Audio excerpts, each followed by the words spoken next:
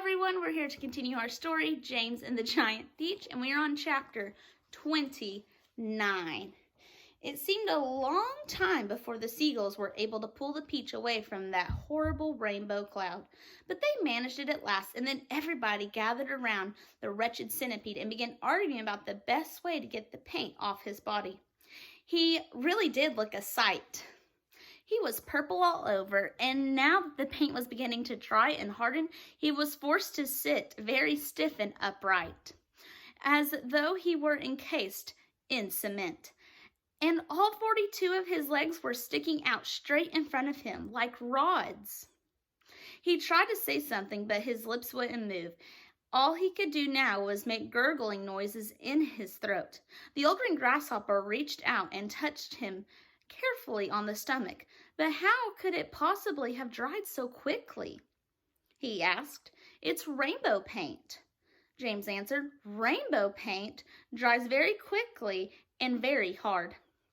I detest paint, Miss Spider announced. It frightens me. It reminds me of Aunt Spiker, the late Aunt Spiker, I mean, because the last time she painted her kitchen ceiling, my poor darling grandmother stepped into it by mistake when it was still wet, and there she stuck, and all through the night we could hear her calling to us, saying, "Help, help, help."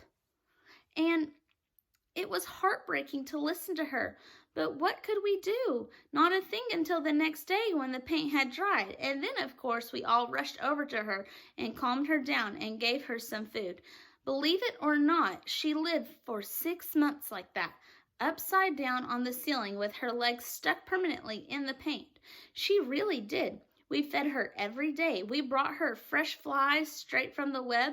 But then, on the 26th of April, last Aunt Sponge, the late Aunt Sponge, happened to glance up the ceiling, and she spotted her. "A spider!" she cried. "A disgusting spider! Quick, fetch me the mop with the long handle." And then, oh, it was awful. I can't bear to think of it. Miss Spider wiped away a tear and looked sadly at the centipede. "You poor thing," she murmured. "I do feel sorry for you. It'll never come off," the earthworm said brightly. "Our centipede will never move again. He will turn into a statue, and we shall be able to put him in the middle of a lawn with a bird bath on top of his head." "We could try peeling him like a banana," the old green grasshopper suggested, "or rubbing him with sandpaper," the ladybug said. "Now, if he stuck out his tongue," the earthworm said, smiling a little for perhaps the first time in his life, "if he stuck it out really far, then we would all catch a hold of it and start pulling. And if we pulled hard enough, then we could turn him inside out and he would have new skin." There was a pause while the others considered this interesting proposal. "I think," James said slowly, "I think the best thing to do—" Then he stopped. "What was that?" he asked quickly. "I heard a voice. I heard someone shouting." Chapter 30. They all raised their heads, listening. Shh! There it is again. But the voice was too far away for them to hear what it was saying. "It's a cloud man!" Miss Spider cried. "I just know it's a cloud man. They're after us again." "It came from above," the earthworm said, and automatically everybody looked upward, everybody except the centipede, who couldn't move. "Ouch!" they said. "Help! Mercy! We're going to catch it this time."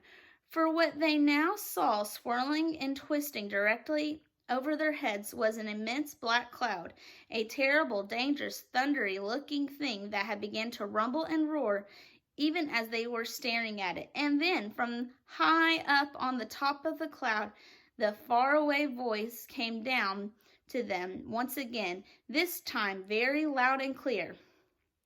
"On with the faucets!" it shouted. "On with the faucets! On with the faucets!" 3 seconds later, the hole underneath of the cloud seemed to split and burst open like a paper bag, and then out came the water. They saw it coming. It was quite easy to see it because it wasn't just raindrops. It wasn't raindrops at all. It was a great solid mass of water that might have been a lake or a whole ocean dropping out of the sky on top of them. And down it came, down and down and down, crashing first into the seagulls and then into the peach itself, while the poor travelers shrieked with fear and groped around frantically for something to catch a hold of. The peach stem, the silk strings, anything they could find. And all the time the water came pouring and roaring down upon them, bouncing and smashing and sloshing and slashing and swashing and swirling and surging and whirling and gurgling and gushing and rushing. Whew. And it was like being pinned down underneath the biggest waterfall in the world and not being able to get out. They couldn't speak. They couldn't see. They couldn't breathe. And James Henry Trotter, holding on madly to one of the silk strings above the peach stem, told himself that this must surely be the end of everything at last. But then, just as suddenly as it had started, the deluge stopped. They were out of it, and it was all over. The wonderful seagulls had flown right through it and had come out safely on the other side. Once again, the giant peach was sailing peacefully through the mysterious moonlight sky. "I am drowned," gasped the old green grasshopper, spitting out water by the pint. "It's gone right through my skin," the earthworm groaned. "I always thought my skin was waterproof, but it isn't, and now I am full of rain." Look at me, shouted the centipede excitedly. "It's washed me clean. The paint is all gone. I can move again." That's the worst news I've had in a long time," the earthworm said. The centipede was dancing around the deck and turning somersaults in the air and singing at the top of his voice. "Oh, hooray for the storm and the rain. I can move. I don't feel any pain. And now I'm a pest. I'm the biggest and best, and the most marvelous pest once again." "Oh, do shut up," the old green grasshopper said. "Look at me," cried the centipede. "Look at me. I am freed. Not a scratch, nor a bruise, nor a bleed. To his grave this fine gent they all thought they had sent, and I very near went. Oh, I very near went. But they sent quite the wrong centipede." Chapter 31. "How fast we are going all of a sudden," the ladybug said. "I wonder why." "I don't think the seagulls like this place any better than we do," James answered. "I imagine they want to get out of it as soon as they can. They got a bad fright in the storm we've just been through." Faster and faster flew the seagulls, skimming across the sky at a tremendous pace, with the peach trailing out behind them.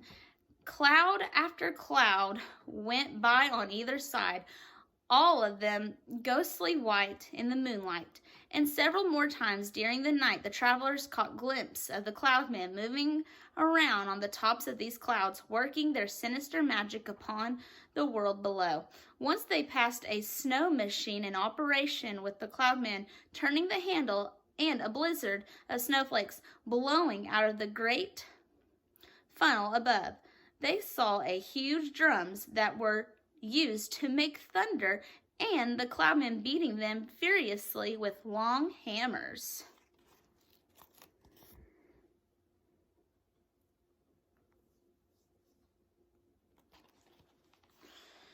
They saw the frost factory and the wind producers and the place where cyclones and tornadoes were manufactured and sent spinning down towards earth. And once, deep in the hollow of a large billowy cloud, they spotted something that could have only been a cloudman's city. There were caves everywhere running into the cloud, and at the entrance of the caves the cloudmen's wives were crouching over little stoves with frying pans in their hands.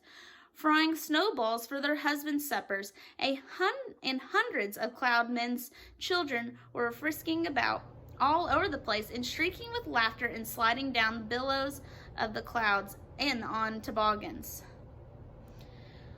An hour later, just before dawn, the travelers heard a soft whooshing noise above their heads, and they glanced up and saw an immense gray bat-like creature swooping down and towards them out of the dark. It circled around and round the peach, flapping its great wings slowly in the moonlight and staring at the travelers. Then it uttered a series of long, deep, melancholy cries and flew off again into the night.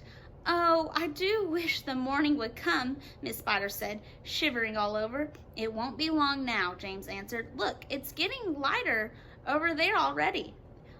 They all sat in silence, watching the sun as it came up slowly over the rim of the horizon for a new day. And that is the end of chapter 31, and that is where we're stopping today. Thanks for listening.